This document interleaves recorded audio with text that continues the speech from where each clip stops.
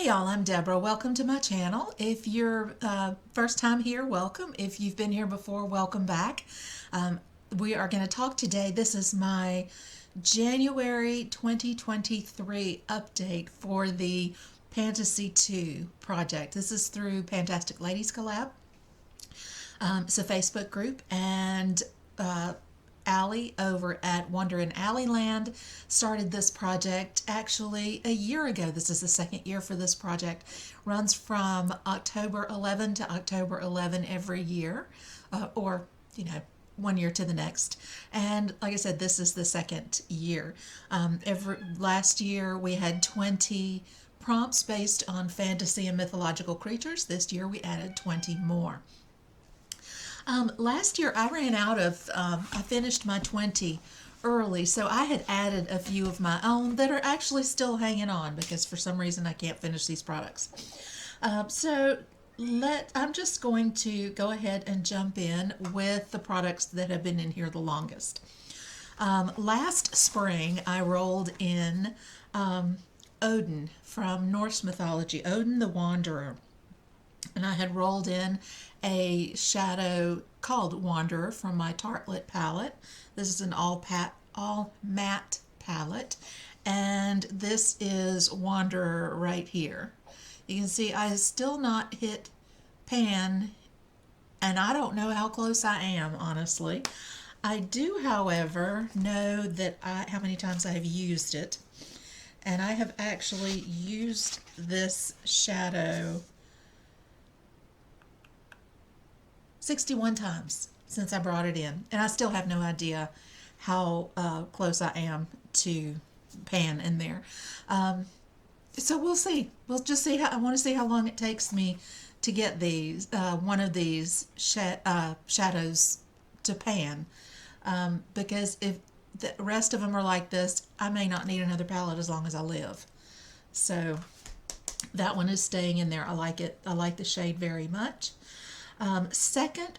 Next creature was from North America, South America, Western Hemisphere, was El Chupacabras, the goat sucker. And it's kind of a Franken monster, and so I brought in a Franken blush. To hit pan, I am nowhere near, but it is a beautiful shade. This is a couple of sample Estee Lauder shades that my mom had passed to me, and I have used this 73 times since I brought it in, and it had been in another project previously. I have no idea, so it's going to be right here with the Tartlet palette, just waiting. We're just getting used, and that's kind of the point. All right, for Pixie, I had rolled in product from a category that I have too many of, and that would be lip products. And I had rolled in this peppermint cream lip balm from Lasting Smiles. I think I got this in an Ipsy bag. It is completely done. It's even kind of dug out. I usually have a peppermint balm in my bag to go to the hospital when I go for clinicals, because and smelly things, sometimes I can put it on the inside of my mask, and it makes some of the unsmelly thing, or the smelly things that nurses do, a little more bearable. So that one is finished. That one is rolling out.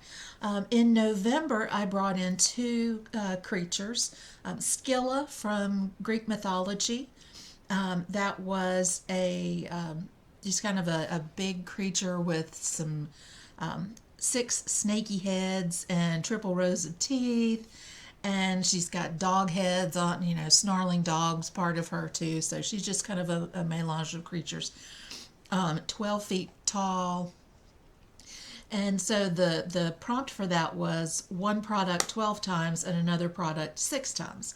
So for the 12, I had brought in the Becca Champagne Pop. I have used that, and I am decluttering it because I really don't like Champagne Pop. It's too gold for me, and it is just too glittery. I need something a little bit finer.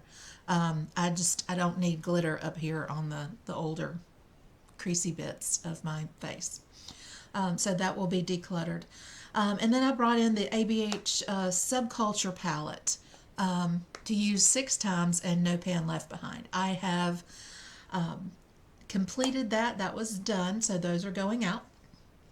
And then the last product that I rolled in November was for a boogeyman, something that I find everywhere I go, and that's bronzer. I live in the South. You're either bronzing or you're tanning or you're fake tanning. So I brought in the Milani bronzer for 25 uses. This is their lightest shade. It is the shade Sunlight. And I did use that 25 times. You see I've got a dip. They smoothen out the embossing on it. And so this one is rolling out. So we'll be bringing in 3 new products, which means 3 stories. 3 tales of creatures, descriptions of creatures anyway. All right, I went ahead and rolled my creatures randomly because I wanted to be able to go kind of dig in and look at them before we started.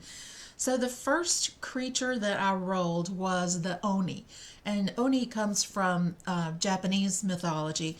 It is a demon, kind of ogre, troll. The closest analog in European culture would be the idea of an ogre.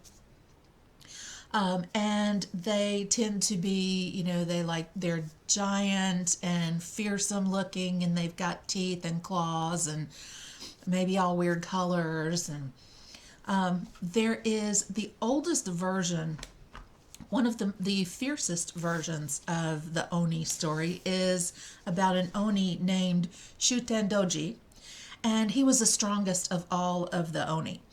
And there is a version of the story that goes back as far as the 14th century that talks about Shutendoji.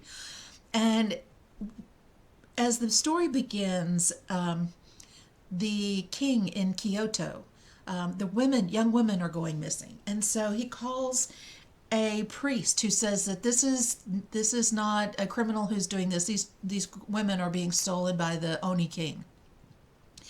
And so he calls one of his fiercest warriors. His name is Minamoto no Raiko. And I'm probably butchering these Japanese names, but please just bear with me. So Raiko takes his 4 lieutenants, his 4 best warriors, and they go looking to find what's happened to these women and to rescue them. So on the way, they stop at 4 different shrines, and they make their offerings at the different shrines, and different deities join them on their trip. So it ends up being Raiko, his 4 guys, and then 4 deities, 4 demigods or gods that come along with him. So it's the 9 of them. Well, they decided that the best way to get in there was to disguise themselves as priests, because if they go in as warriors, then they're going to get eaten. So they decided to go as masquerading as priests. So as they're going through this cave, they meet an old woman who is doing laundry at their side of the river in the cave.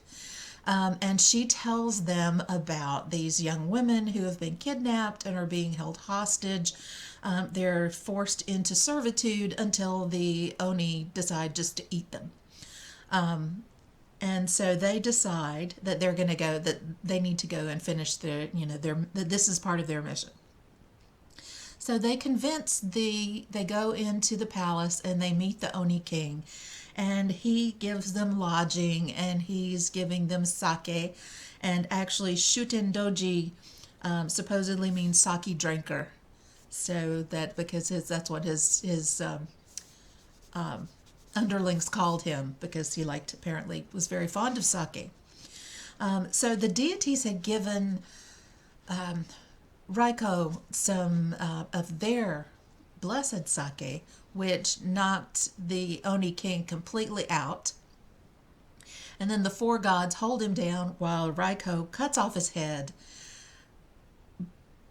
but the head is still fighting. So his head is disconnected from the rest of his body, but he's still trying to bite Raiko. But Raiko knows that this is a possibility, so he's actually wearing 2 or 3 different helmets. Depends on which version of the story that you see, but he has actually put on extra helmets so that the ogre can't bite his head off, because apparently that's what ogres do, bite your head off.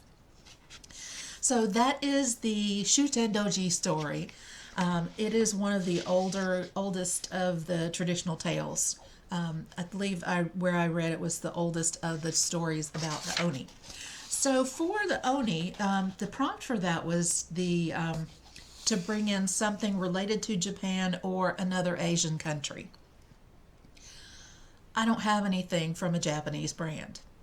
I just don't. I looked through my collection going, where were you made? Where were you, So I didn't have anything from a Japanese brand. I don't have a lot from the Asian markets, just because a lot of them would sell in China, and I'm not buying something just to buy something. However, I am bringing in you'll have to bear with me here. The explanation is coming. A highlighter by Becca. This is the Rose Quartz. It was a special edition. It's got these beautiful hibiscus leaves on it. Becca did a Passport 2 limited edition line, and they had different imprints on them and for different countries. And this was the Passport 2 Korea. Was this limited edition? This was the Passport to Korea version. So I'm bringing this one in here for 20 uses. It is a very kind of peachy pink, probably more pink than peachy, but it's a very, it's more subtle than some of the others. It buffs out really nice, and it looks like it would be kind of glittery, but it actually works out pretty well for me for daily wear. So this one is coming in for 20 uses. All right, the second critter I'm rolling in is a gorgon. Now, gorgons we find them in Greek mythology, but they actually go back to very early Greek mythology. They're some of the earliest mythological creatures. The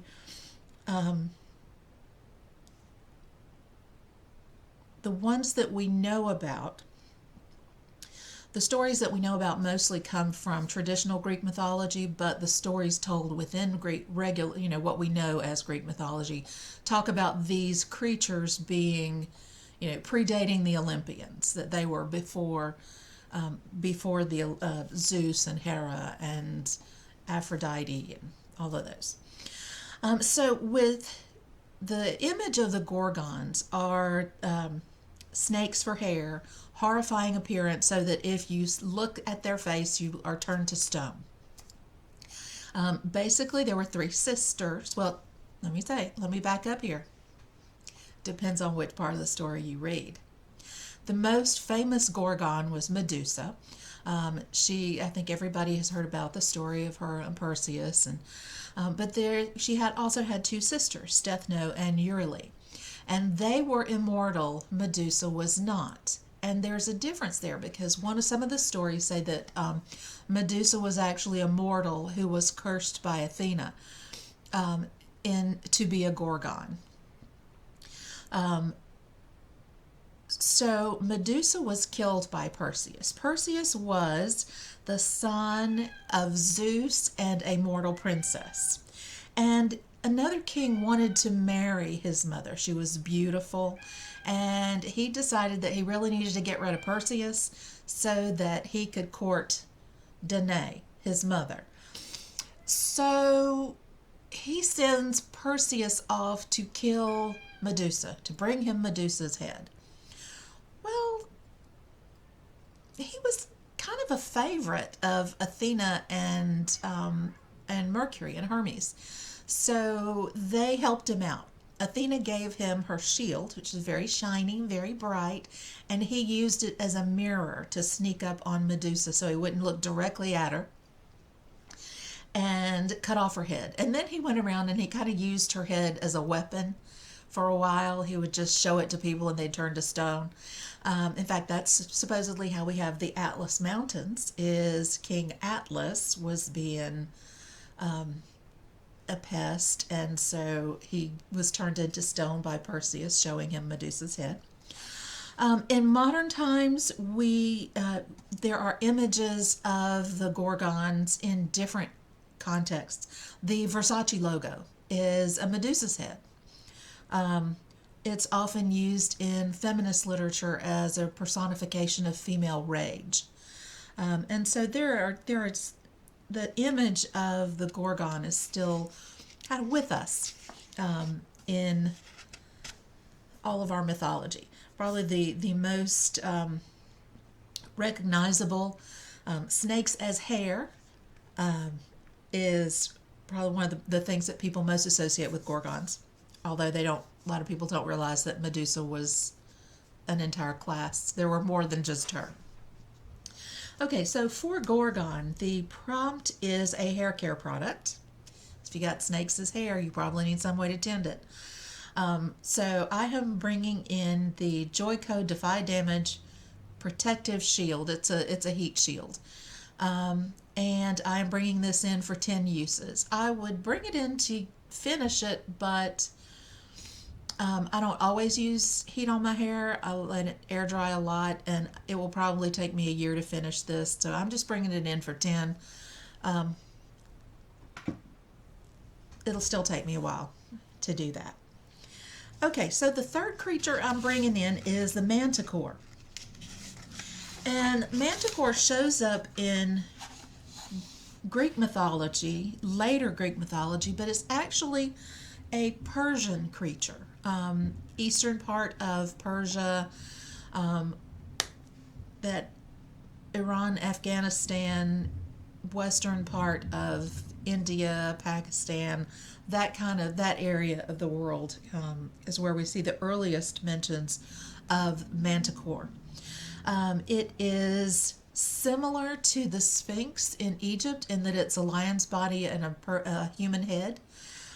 It also has a venomous spiky tail. Sometimes it's depicted as a scorpion's tail, and sometimes it's more like porcupine stuff, but it's venomous, and has 3 rows of teeth. The earliest references are about the 3rd century. The earliest description of the Manticore is 3rd century. There are earlier references, but that's like the first time where you get a description about what a Manticore is. So for Manticore, the prompt is a product you consider a work of art. I don't have anything that I bought just for the packaging or just because I liked the way it looked. So I'm taking a little bit of liberty. And I am pulling in a eyeshadow from my Modern Renaissance palette, because there was a lot of art during the Renaissance. And one of my favorite paintings, the Renaissance paintings, is Girl with Pearl Earring by Vermeer. And one of the shades in here is Vermeer. It's a beautiful shimmer. And I am bringing this one in here. I hit pan on it a while back. I'm bringing this one in here to hit side pan. And that is all of my update for January. I did not do an update in December. December was really hectic. It was the very end of the quarter. Things were crazy. And I may be kind of on and off now and then. I may not be involved in as much panning, mainly because my mom is not doing well, and I'm going to spend my time with mom and dad for, to help take care of mom. So if you don't see me, just pray for me, meditate on me, throw me some power balls, and I will be around because I'm going to be telling stories. All right, guys, I'll talk to you later. Bye.